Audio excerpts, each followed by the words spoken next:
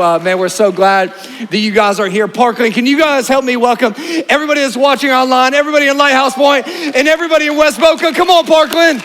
Show them some love. Well, we're excited. This is a great day as we are celebrating 16 years as a church. And man, I was actually thinking about it this week, and I was thinking about this morning, I was thinking about this day 16 years ago. I just want to be honest, I was freaking out because anytime you start something, you're like, will anybody show up? You know, and here we are 16 years later and seeing what God is doing in our church and how he is moving and changing and transforming lives. It is an absolute miracle and honor to be your pastors, to see what God is doing. And I just want to say, man, it's been a great 16 years, but the best is still yet to come. Come on, somebody. Is the best not still yet to come in life? And so, man, we're excited for today. And I thought I would start off a little bit differently. I have a confession to make here this morning. You know what they say, confession is good for the soul, bad for the reputation, right? And so I thought I would start off with a confession. And up until the last service, I've never told this story in public. I was actually, we were cleaning up our garage and rearranging some things, and I found an old journal from when I was an intern at this ministry when I was 19 years old. And I was looking through it, just reminiscing on a season of life, and I saw this one particular page that reminded me of something that I'm actually kind of embarrassed by. And so I just go ahead and say it. Like during this season of my life, I was in pursuit of two girls at the same time.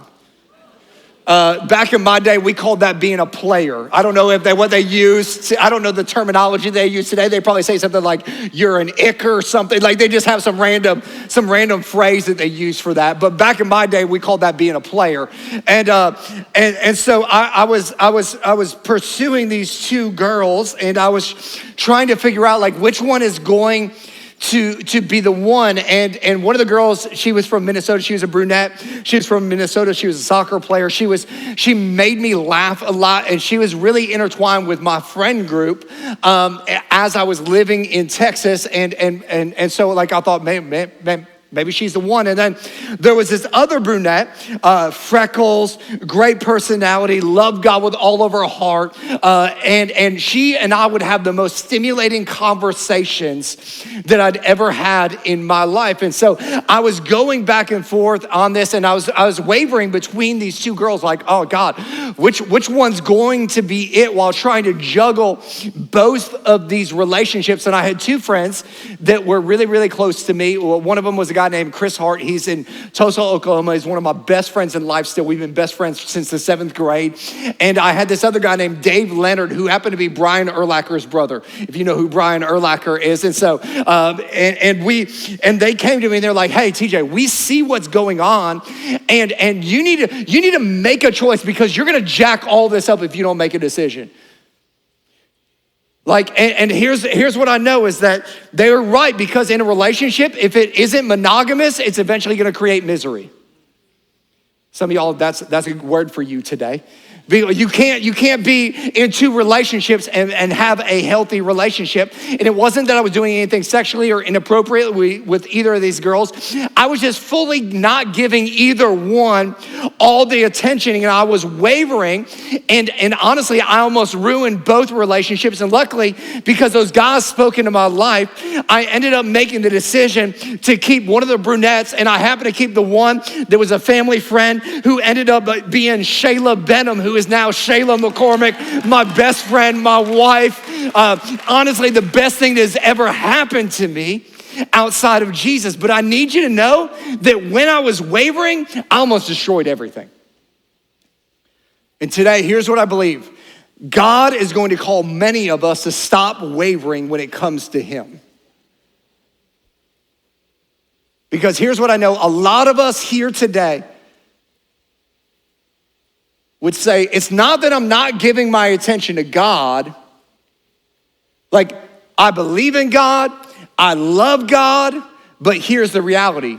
God is not in first place in your life, and you know it. And God doesn't want to just be in a place in your life. He doesn't want to be in your top 5 or your top 10 or just somewhere on your list. He actually demands that he is in first place. He wants to be in the first and the best place, and it's the only place that he can be in your life. In fact, in the first of the 10 commandments, Exodus chapter 20, verse 3, it says, you must not have any other God but me. Like he's going, like, listen, there can be nothing above me. And when Jesus was on the earth, people asked Jesus, what's the greatest commandment? What did he say? Matthew chapter 22, verse 37. Love the Lord your God with all of your heart, with all of your soul, and what? With all of your mind. What Jesus is saying is he's saying, love God with every bit of what you have. Why? Because God has got to be in first place. And unless he's in first place in your life, here's what will happen. Your life will eventually spin out of control. And some of you guys are experiencing that right now. And we started a series last weekend studying the life of Elijah, the prophet in the Old Testament, called Out of Control. And we're looking at his life and we're mostly focusing in the Old Testament, in the book of 1 Kings, during a time when the people had actually stopped putting God first in their lives. Like they had God in their lives, but what happened is God was here, but they had all these other little g gods that started rising above the level where God was at. And so what's happening is these idols or false gods were taking precedent over the one true God. And there's a guy named King Ahab and his wife Jezebel. They're kind of the ringleaders of all this, and they keep introducing all these other gods, the gods of Asherah and the gods of Baal. And here's the deal. I just want this to sink in for all of us today. It's not that the people stopped believing in God. The people in Israel still believed in God. It's not that they didn't love God anymore. They still loved God.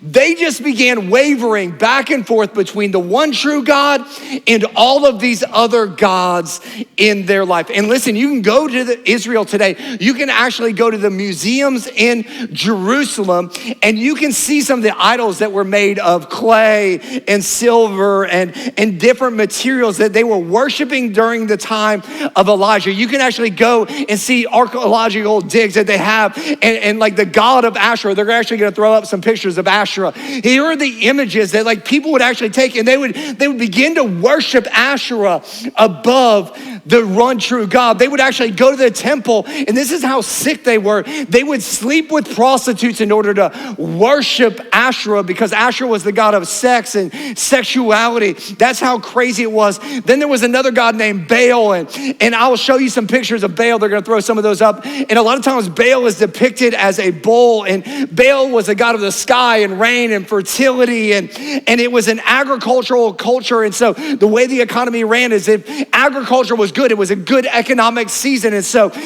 all of a sudden you see these gods that were coming through, and they were trusting in this god Baal for their economic security in life. They thought this God was gonna provide everything that they needed. And this is the environment that Elijah is in and speaking to and ministering to us. And it's easy for us to look at those images and going, man, why would anybody in the world worship a dead and worthless image that isn't even that good? Like, who actually invests their life into worthless dead things and worships them with everything they have? Like, who would just look at something that's man-made and give all of their attention and all of their affection? Come on, somebody. You think that we're any different? We worship dead and lifeless things all the time too. We worship man-made things. It's got our attention, our affection. It gets all of our time and devotion.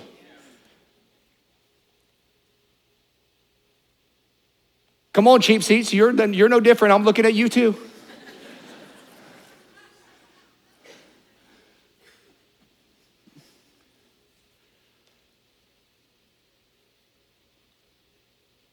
Ours don't look like old images.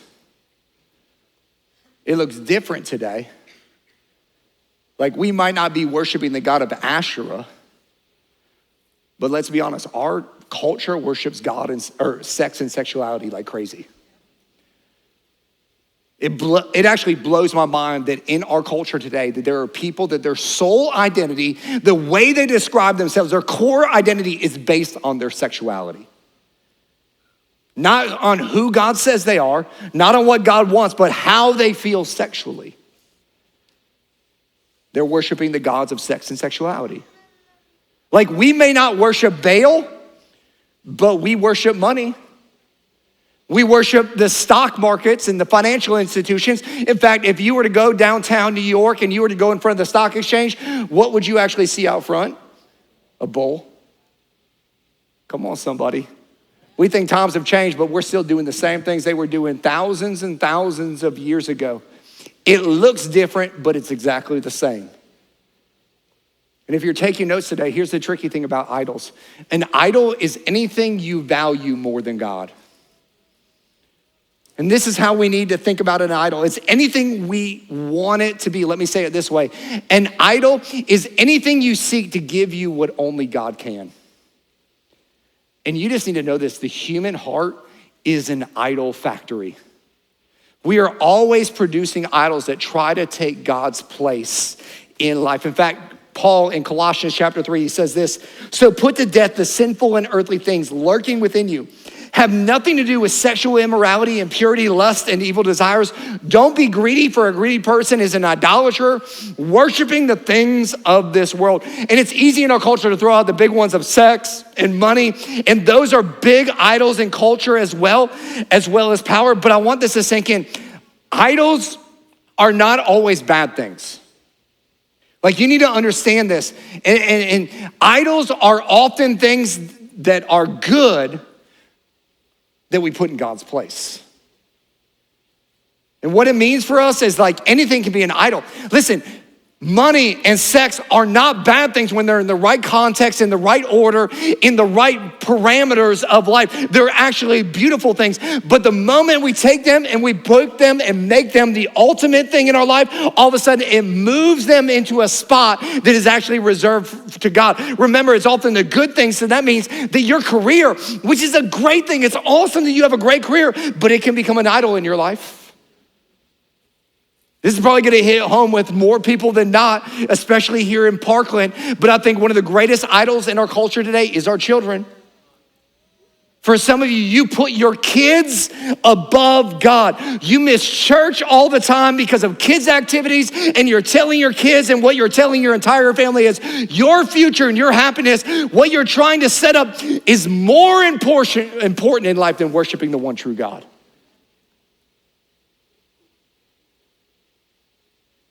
Some of y'all are putting your kids above your marriage, and you're wondering why your marriage is falling apart. We have so many idols, and before you think that I'm talking to you, I promise you, God was convicting me as I was writing this. Like, my heart is an idol factory. Like, I just started thinking about, if I'm real and honest, like, there are so many times this position and this career has been an idol. Like, I put this church over my family, over my relationship with God. And, like, listen, a good thing, the church is a great thing, but it can be a bad thing if it takes God's place. Like, I found my value and my worth so long in what I accomplished and what I did rather than who the God who created me says that I am. I was messed up. I can't even tell you how many idols I've created in my life. And there is a real enemy that is out there. And listen, Satan will do everything to get you to put anything in God's place. And here's the big idea for us today. False gods always promise what only the one true God can actually provide.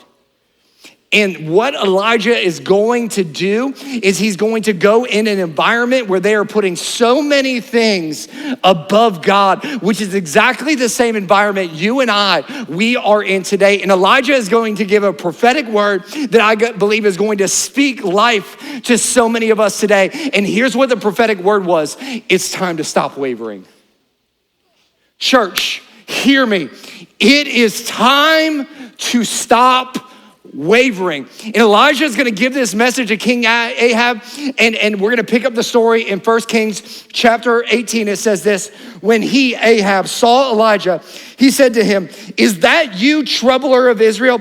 Now, troubler is like he's talking smack. He's going, "Hey, you're a viper." And the reason Ahab looks at Elijah and says, "Hey, you're a troubler, you're a viper," is because we learned last week that Elijah prayed that it wouldn't rain for 3 years. And so the economy has crashed. The economic outlook of the country is terrible. People are starving to death. And so they're looking at Elijah and they're going, "You're the problem. You're the problem." And Elijah's going, No, I'm not the problem. I just told you what God said he would do if you put other gods before them. And to push back, he says, "Man, I've not made trouble for Israel," Elijah replied, "but you and your father's family have. You have abandoned the Lord's commands and have followed Baal's. Now summon the people from all over Israel to meet me on Mount Carmel." Now, there's about to be a battle on Mount Carmel. And if you've never been to Israel, I encourage you to come to Israel with us at some point. But Mount Carmel overlooks the plains of Israel. And it's this amazing spot where you can kind of see a lot of the country. And it says, "And bring the 450 prophets of Baal and the 400 prophets of Asherah who eat at Jezebel's table." So Ahab sent word throughout all of Israel and assembled the prophets on Mount Carmel. Now I want you to picture this for a moment. All of Israel is going to gather together against one Elijah. One Elijah against 450 prophets of Baal and 400 prophets of Asherah. It's 850 versus 1. How many of you all know that's not very good odds? Like, those are long odds. But Elijah knows something that most people don't know. One is always a majority with God. Come on, somebody. Somebody needs to hear that today. One is always a majority with God, because it might look like everything is against you, but when God is with you, who can stand against you? And so Elijah is going to show who can really be depended on. So verse 18, it says, Elijah went before the people and said, "How long will you what?" Come on, how long will you what? Between two opinions. How long are you gonna waver between these two opinions? You have God and you have all of these other false gods. And I love the imagery that he uses, because the Hebrew word waver here literally means to limp along or to wobble. It's where we get the English idiom to straddle the fence. To ride the fence. He goes, how long are you gonna hobble along riding the fence of life? Like, at some point you're going to have to make a decision. Are you gonna serve God, or are you gonna serve all these other things? And that's where some of us are today. Like, where are you wavering? Are you wavering between God, or are you wavering between all these things? Again, remember, the people, it's not like they didn't love God. It's not like they didn't think God was important. They just had all these other gods up here and God down here. And let's be real, that's where many of us are today. And this is what I've learned.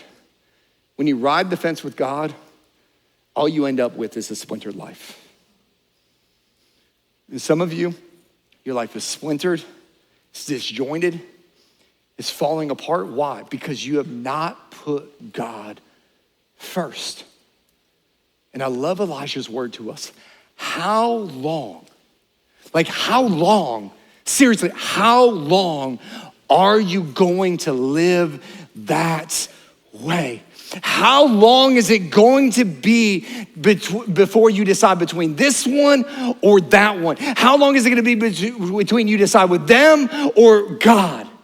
And look at what he says. He says, if the Lord is God, follow him. But if Baal is God, follow him. Now, the word follow in Hebrew literally means to die for. He's going, listen, choose which one. When whatever one you choose, like, go all in, jump all in, like, give your life to that God. Whatever it is, man, I just want you to follow it. In other words, Elijah's saying, man, when are you gonna go balls to the wall for this thing? Some of you are like,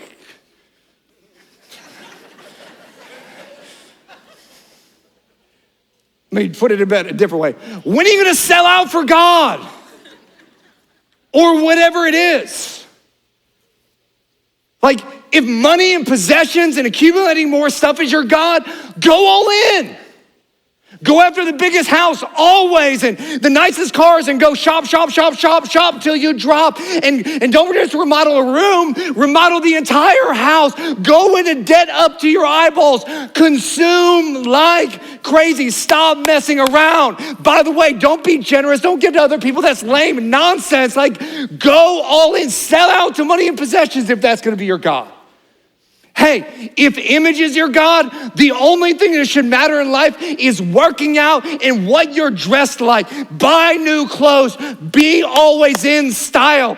All the messages on social media, make sure there's filters on them talking about the life that you want to have but you don't really have. Don't ever be honest and real. Be fake all the time. Like, whatever you do, if you need to tan it, tuck it, curl it, or curler it, do it. Like, go all in. Hey, if your career is God, stop messing around. Why are you spending time with your family? Your kids, they don't matter. Listen, cut corners. Do people dirty. Just rise up the ladder. If that is your God, go out, sell out to it. If sex and sexuality is your God, you think it's gonna satisfy you, then sleep with whoever, whenever, however you can. Because it's your body. Do whatever you want with it. Now, if you aren't married, that's awesome. Never consider marriage. Just sell out and get with everybody. If you're married, don't let that thing called a wedding keep you from being pleasured. Do whatever you want with whoever you want. Forget the guilt, forget the STDs, forget the fact that your marriage will fall apart. Just go after it. Sell out to sex. But if God is God, go all in. Like, if God has saved your life and saved your soul, then what are you doing messing around with all these? Go all in. Spurgeon said, man, if you're going to be saved all the way. He's saying, stop playing, stop riding the fence with God. He's going, man, go all in. Like, all the way. So Elijah tells the people, go all in and stop wavering. Verse 21, but the people said nothing, like many of you just did, because they were wavering. Because they want both God and all these other gods. So what does Elijah do? He gathers all the prophets of Baal and Asherah. He says, man, I'm gonna take a bull and you take a bull. I'm gonna pray to my God and you pray to your gods. And let's see who answers, is what it says in verse 24. He said, then you call in the name of your God and I will call in the name of the Lord. The God who answers by fire, he is God. Now, this is a cool picture because the bull in Elijah's day, it depicted strength and vitality and success and prosperity. That's why Baal is depicted as a bull. But by the way, we have the same epidemic in our culture. Think about it. When the stock market is up and to the right, what do they call that? They call that a bull market. So Elijah says, man, take this symbol that represents all of success, all the vitality of life, and let's put it on the altar. And let's call on your God and I'll call on my God. And the God who answers by fire, the one who lights the altar by fire, that's the real God. In other words, this is such a beautiful picture. Let's see who can light up your life. Some of y'all, you've been chasing success. You've been chasing fortune. You've been chasing your children. You've been chasing sex. You've been chasing so many things and you thought, man, it's gonna light up my life. And there's a spark, but it's still dark.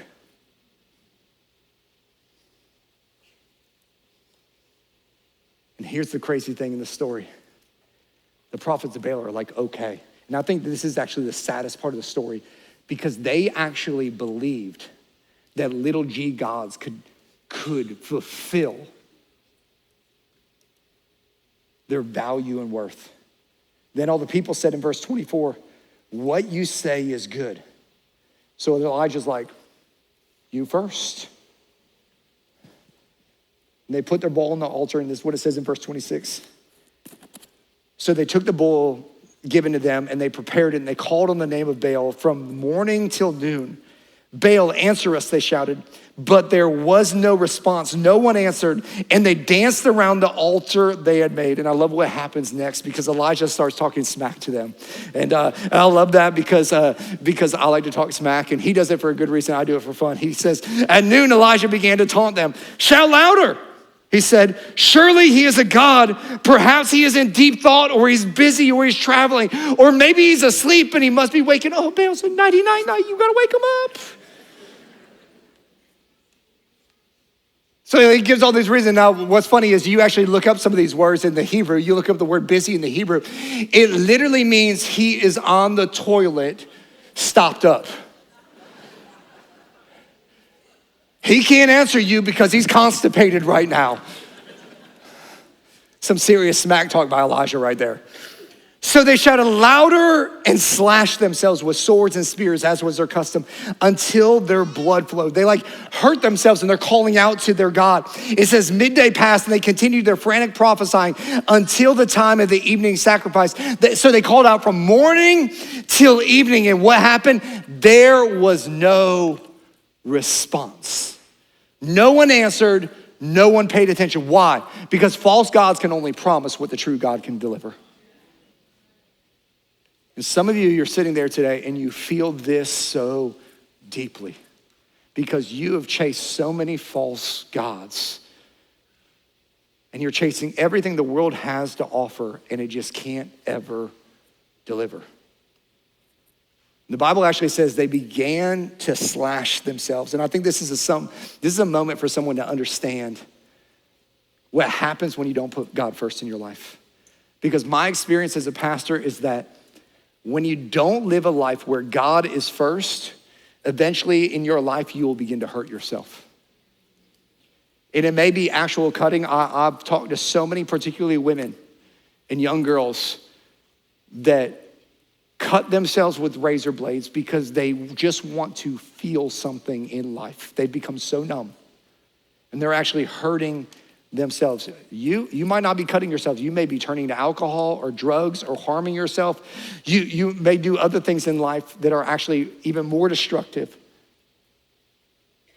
because you're turning to gods that can't actually deliver for you in life. Oftentimes what happens is you end up destroying your marriage or you destroy your children or your anxiety and your depression rises to levels that are unbearable in life. Because you're putting pressure on something so much that is not a God that can actually deliver. And Elijah right here is going to prove to them that there is only one true God. This is what it says in verse 36. It says, at the time of sacrifice, the prophet Elijah stepped forward. He goes, man, it's my turn. Y'all have gone on long enough. Elijah steps in and he does what? What does he do? He prays. No theatrics, no dancing. Listen, God doesn't need your theatrics and dancing. He just needs your devotion.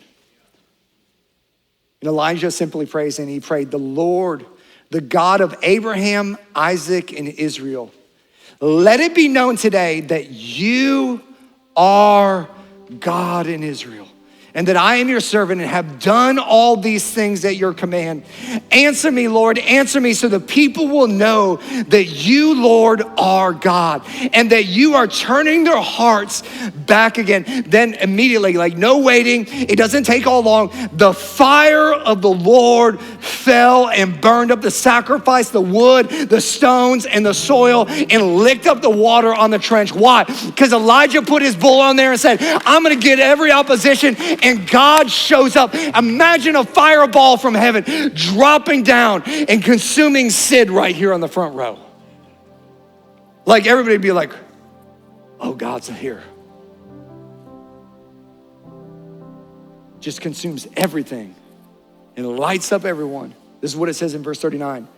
When the people saw this, they fell prostrate and cried, the Lord, he is God.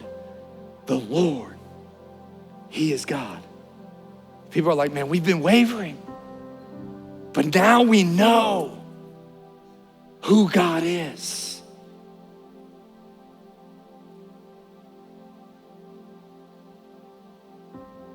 And I just sensed that I was reading that, and as I look out across this room and into a camera that's reaching Lighthouse Point in West Boca, that the Spirit of God is speaking to people right here, right now.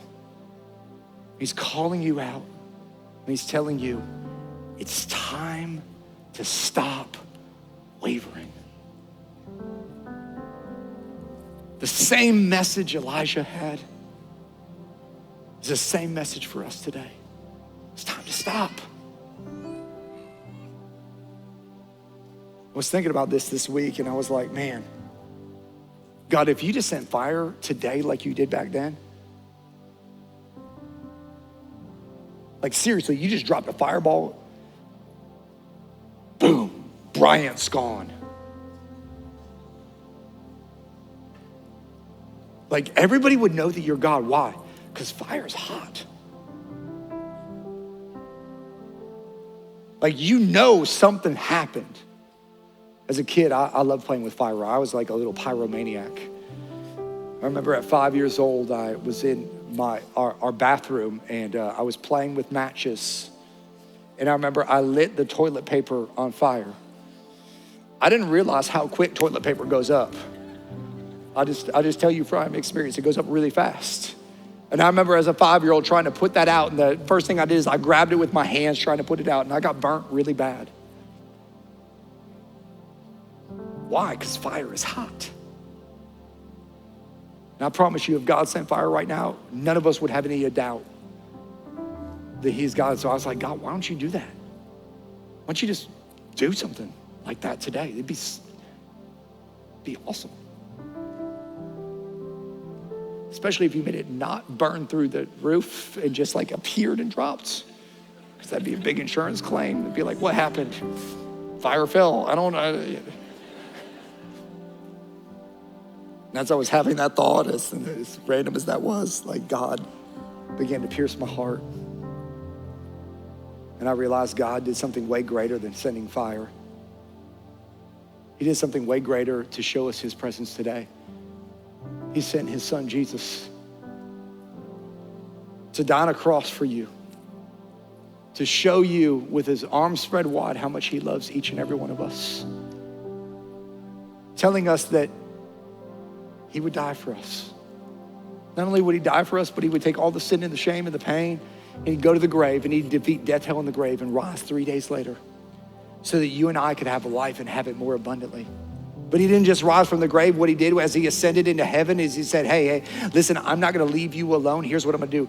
If you'll wait for me, I will send you my helper, the Holy Spirit. When the Holy Spirit appeared, how did he appear? He appeared with tongues of fire.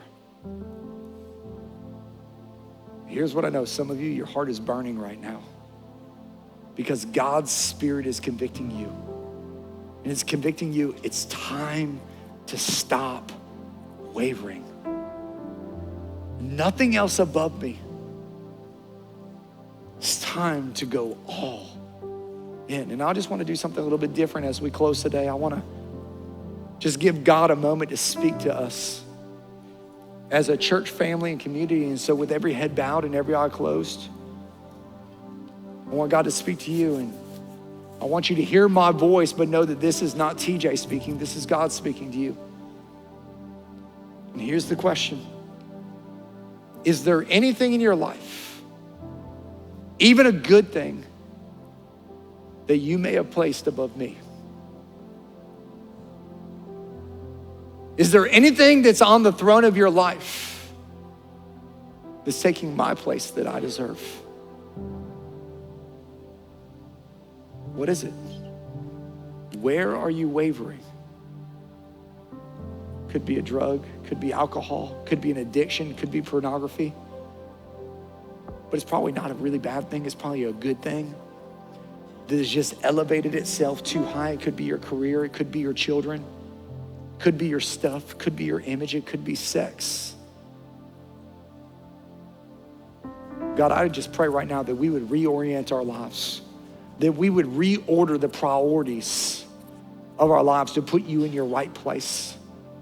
The first place, that we would have no other gods before you. that you would be the one true God in our life. But here's what I also know. There's some of you that you've never even put God in the first place in your life. You've been in the first place in your life. And today, God wants to give you an opportunity to actually make him first.